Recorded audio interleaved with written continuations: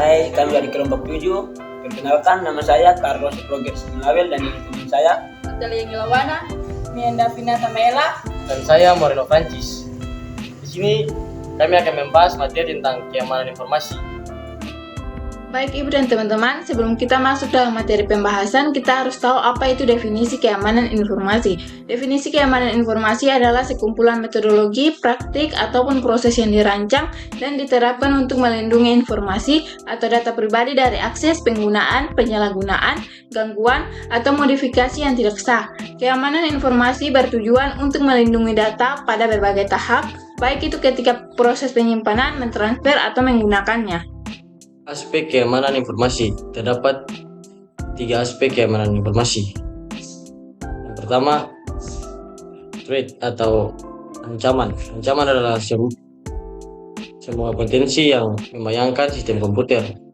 Sebuah threat adalah aktivitas di mana memungkinkan dilakukan oleh seseorang yang akan mengidentifikasi atau melakukan eksploitasi terhadap vulnerability. Entitas yang mengambil keuntungan dari kerentangan disebut sebagai threat agent. Seorang threat agent dapat menjadi seorang penyusup yang mengakses jaringan melalui port pada firewall. Yang kedua, exposure. Sebuah exposure adalah suatu hal yang diekspos oleh threat agent dan dimungkinkan dapat dibobol.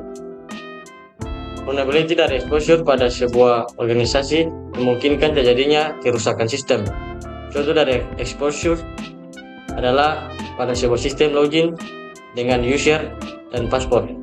Aplikasi memperbolehkan pembuatan password yang tidak kuat. Dimungkinkan password dibuat tanpa kombinasi angka, huruf, dan karakter khusus. Yang ketiga, vulnerability atau kerentangan.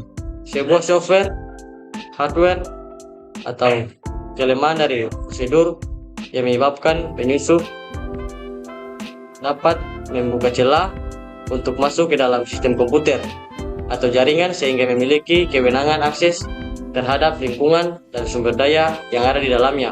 Karakteristik dari vulnerability adalah kealpaan atau kelemahan dari penjagaan sehingga sebuah sistem bisa dieksploitasi. Selanjutnya yaitu faktor kerentanan terhadap informasi.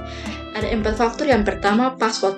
Serangan peretasan mungkin merupakan penyebab paling umum dari pelanggaran data, tetapi seringkali hal tersebut disebabkan oleh password atau kata sandi yang lemah atau dicuri. Yang kedua, pendengaran informasi. Informasi perusahaan kira ditangani dengan tidak benar oleh karyawan, seperti mengirim email, dokumen ke mesin pribadi di rumah. Tindakan yang dianggap sepele tersebut sebenarnya merupakan bentuk pelanggaran, namun sayangnya banyak karyawan perusahaan yang masih kerap melakukannya. Yang ketiga, kerentanan keamanan lama dan tidak diperbarui. Selama bertahun-tahun, spesialis keamanan informasi telah mengumpulkan informasi tentang eksploitasi yang berhasil digunakan oleh pretest pada perusahaan di banyak negara. Eksploitasi ini dipilih ke dalam ratusan Common Vulnerabilities and Exposures atau CVE atau kerentanan dan exposure untuk mengidentifikasi mereka sebagai referensi di masa mendatang.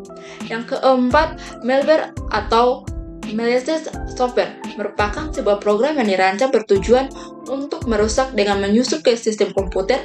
Infeksi terhadap banyak komputer bisa dilakukan oleh malware dengan masuk melalui email, download internet, atau program yang terinfeksi. Selanjutnya, faktor-faktor ancaman terhadap informasi. Ancaman terhadap informasi yang disengaja dan tidak disengaja banyak macamnya, antara lain pencurian data, penggunaan sistem secara ilegal, penghancuran data secara ilegal, modifikasi secara ilegal, kegagalan pada sistem, kesalahan manusia atau SDM, dan bencana alam. Manajemen risiko, risk limitation, risk transfer, satu isi atau toleran,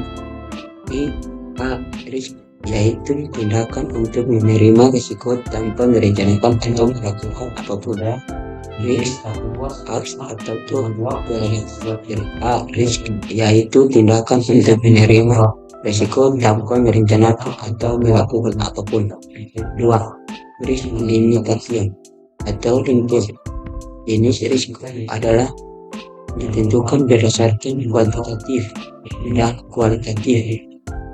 atas dasar pengalaman serta penilaian dari perusahaan merupakan batasan yang ditetapkan perusahaan sehubungan dengan transaksi jual beli saham untuk mencegah terjadinya gagal bayar atau suatu masalah. 3. Pengalian risiko transfer adalah memindahkan risiko ke pihak lain.